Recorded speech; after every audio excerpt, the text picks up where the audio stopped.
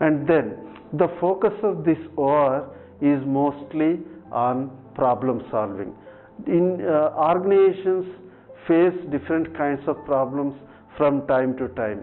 Maybe they are related to materials, maybe they are related to the machine availability or time of the machine, man hours availability, other resources.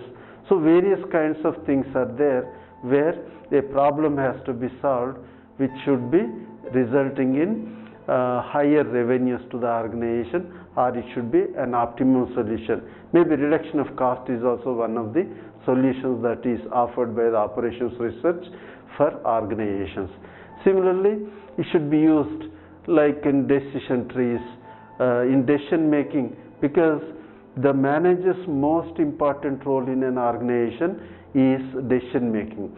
Execution will be taken up by the team he engages, but decision making is very, very important. Whether it is a collective decision by managers or it is a decision by a single manager, so the operations research will come in help or come in handy to a manager for decision making.